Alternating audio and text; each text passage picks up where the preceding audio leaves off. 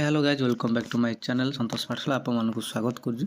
तो आज है मोर डे 7 तो मुझे ऑलरेडी डे 6 रे आपण रिविजन क्लास जहाँ भी रिविजन थी दे देती। तो नेक्स्ट डे 7 आम सेम जिनस रिविजन रहिबो। तो मुझे ऑलरेडी कही कि आम 2 दिन रिविजन रहिबो। फास्ट दिन आमर रहिबो इंग्लिश आउ जीके आउ सेकेंड दिन रहिबो आमर कंप्यूटर आउ ओडिया। तो ओडिया आउ कंप्यूटर आज सेक्शन रहिबो। ता सहित मुझे किछिटा इंग्लिश रिविजन पई किछिटा मु आपनको देदेवी जेहेतु आमर प्रायोरिटी इंग्लिश उपर अधिका रहिबो। तो डेरी न करी तो चलतु आरंभ करवा। डे 7 आमर सेम जिनस रहिबो जोटा कि नीतू सिंह आपण वन वर्ड एग्जाम को भलसे देख वन वर्ड है 75 टा और इडम है 75। तो दीटा को टोटाल मिसेले 150 हो। तो 150 जो रहा इडम फेज आउ वन वर्ड रहा आमर जी तो 1.5 साइड तो आटलिस्ट तुम माने आम 10टा कि 5टा भाया हुए तो एग्जाम देखिपर जेकोसी एग्जाम हो ओडिशा पुलिस हो कि एक्साइज हो कि फॉरेस्ट गार्ड हो। तो मानिक चलो तो यहाँ आम से रिविजन रहा आज जस्ट स्पीड रिविजन करेंगे।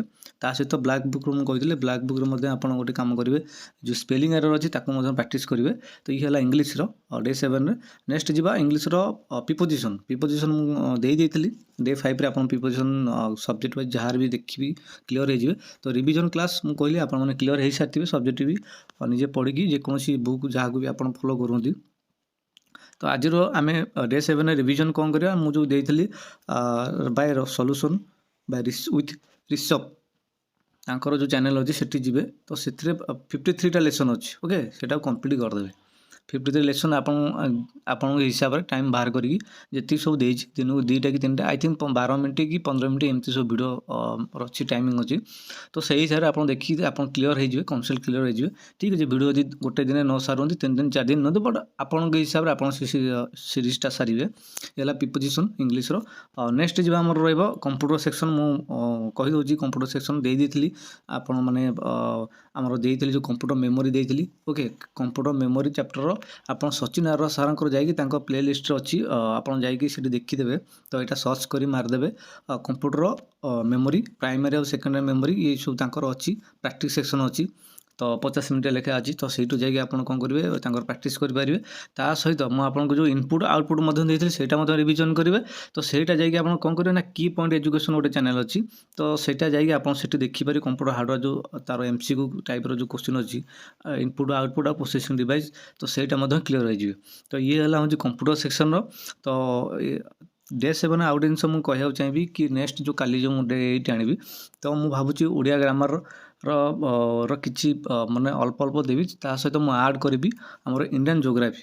तो इंडियन जोग्राफी इंपोर्टाट चैप्टर जोड़ा सब अच्छी तो सहीटा आड करी आउ ता सहित स्ट्रैटेजिक इंपोर्टाट जोड़ा सब परीक्षा ओरिएंटेड तो ताकू भी मुझे आड करी।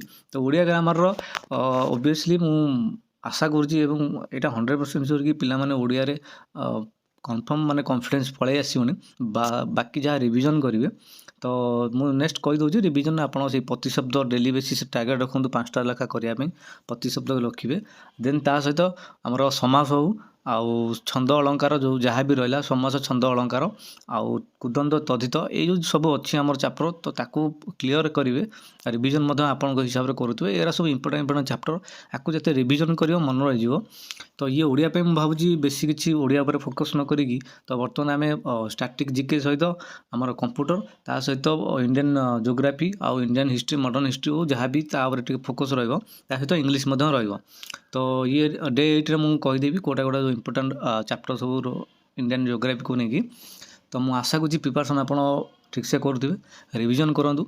मुझे आउट से कहना चाहिए कि आपण मैंने ये जहाँ भी मुझे दूसरी यहाँ आपण को जो आप हिसाब से पढ़ुंती धर इंग्लिश पढ़ले तो जस्ट आड ऑन करदे इंग्लिश जहाँ भी आप हिसाब से पढ़ा था आप निजस्व प्लानिंग रे पढ़ुँ ता सहित यहाँ आड ऑन करदे माने जस्ट गोटे पार्ट आड करदे कि ये सारे अच्छे सेमती आप कंप्यूटर सेक्शन जहाँ भी पढ़ुंती तार पढ़ी सारे देन मुझे जहाँ भी देती नजर करदे। तो एमती हिसाब से यहाँ ना कि मुझे दे दूँगी आप से पढ़ी रही ना ता सहित आप निज हिसाब से प्लानिंग कर पढ़ु निज माइंडसेट कर पढ़ु बाकी मुझे गोटे टार्गेट सेट करदे कि तुम माइंड डिस्ट्रैक्ट न हो कि ओडिशा पुलिस बाहरनी कौन करूँ पढ़ियानी। तो यहाँ आपको गोटे एंगेज कर रखापी कि नाई परीक्षा माहौल गोटे बन कि नाई ओडिशा पुलिस बाहर प्रिपरेशन एमती करा। तो से भिडियोटी सीरीज चली मुझे आशा करुँची आप बुझीपारे मुझे कौन कहना चाहिए कौन कराया चाहूँगी। तो जदि भिडियोटी आपको भल लगी निश्चित रूप लाइक गोटे करदेवे। मैं रोची जय जगन्नाथ।